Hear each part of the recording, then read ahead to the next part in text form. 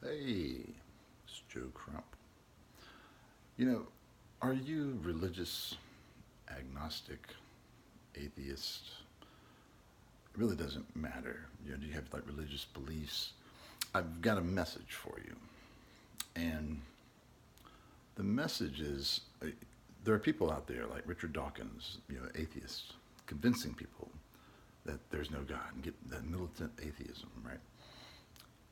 And I wanted to tell, and there's a reason why that people like that are annoyed by the world's religions is because the world's religions get caught up too much on rituals and a belief that their books they wrote are exactly right, exact.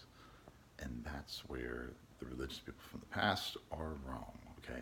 So even though you don't might not like to hear it, if you have a particular book, the Bible, even though it has some awesome things in when you say it is perfect, no word needs to be added or removed, you have then killed yourself in a way. Because I contend that all religions that do not embrace science and mathematics will eventually fail. Because over time, science and mathematics reveals things like about the universe, and it challenges the religious establishment. Hey, we thought that we were the center of the universe, and mathematics they're like, well, wait. And then a lot of scientists were like killed and threatened to be killed because they were just telling the truth, right? So that scares people from a scientific perspective about religion, and there's some crazy stuff going on, right? And it's true. However, science and mathematics is the thing, is maybe the only thing that saves the understanding that there is such an entity, a Lord God omnipotent. So, religious types, they sometimes get uncomfortable with science, right? Since it proves them wrong. However, using science and logic, you can show things such as the most masterful atheist I'm aware of out there today, Richard Dawkins, right? Using just math and logic and science, you can prove the man's a liar. You can prove him a liar because he does not have full understanding of this universe. And that is a true statement. So, how can you claim that there is no omnipotent being if you don't actually have full understanding? It's an impossible claim. So the most you could be is agnostic.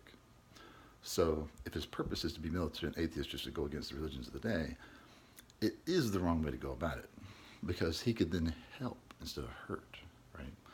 So he likes to focus on evolution and how evolution, contradicts the Bible.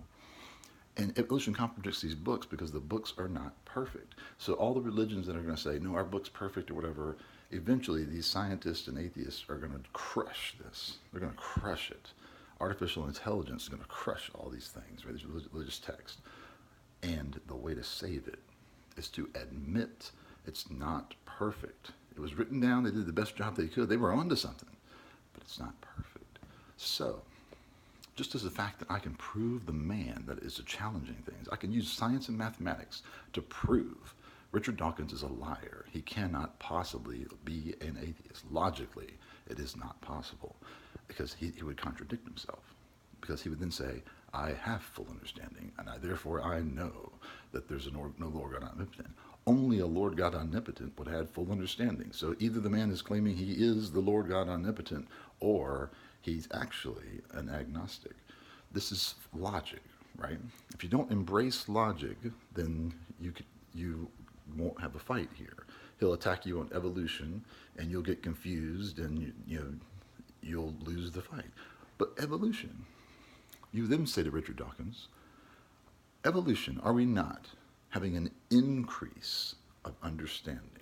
An increase of understanding over time. We thought the world was flat, we learned it's round, we learned about different mechanics, Newtonian mechanics, classical physics, and then, quantum mechanics, we're still learning, right? We're still increasing our understanding. And what is the aim of science and mathematics? The aim is a higher understanding tomorrow a higher understanding. So when they say to aim, right, for a goal, they say aim high. Because even if you fall short from your goal, at least your arrow hit close to the target, right? Aim high. And what would be the maximum outcome of the progress of science and mathematics? It would be a maximum understanding, right? What entity would it be called if it would have a maximum understanding? It would be called an omnipotent thing. Some people don't care about the science. They care about love and happiness. What entity has the maximum happiness? What entity has the maximum of all positive attributes? The name of that entity is the maximum of all positive attributes. We'll give it the name, the Lord God Omnipotent. So, science and mathematics itself aims for a thing they say may not exist, right? But there's a concept, right? There's a concept of a thing, a concept of a goal with maximum positivity. You can't actually reach the goal because you can forever increase to the goal. You may think you can get complete understanding, and maybe you can one day, but until such time, all you can do is forever increase toward the goal. So science and mathematics are essentially aiming at a Lord God Omnipotent. If they don't believe it, they're aiming at the concept of a Lord God Omnipotent. And that's what's so funny to me, because they are proofs, the ontological argument that says, if such a thing exists in your mind, it cannot exist just in your mind. Because the maximum thing, if it existed only in your mind, there must be a more maximum thing that exists in reality. So your assumption that it only existed in the mind was false, because a greater thing could exist in reality. Therefore, the Lord God Omnipotent exists in reality. If this is false, then what is science and mathematics aiming for, right? And naturally, the science and mathematics back up this theory, right, of the Lord God Omnipotent. But what I'm saying, which kind of surprises me, all these religious people that say, no, Joe, I said the Bible is not a perfect book. And they flip out on me. What, the Bible's perfect, no word added, whatever, because it says right here, no word to be added. And I'm like, do you not understand that they wrote this so long ago? And they did a great job. It's poetry. It makes me cry, reading the book. It's great, but it's not perfect. It is not perfect. And other people write these other books, right? The Quran, and they claim, no, this book's perfect. We're not going to change anything, right? That is a mistake in doing that. Any religion that does that will fail over time, because eventually our scientific and mathematical understanding will increase, and we will find errors in what happened.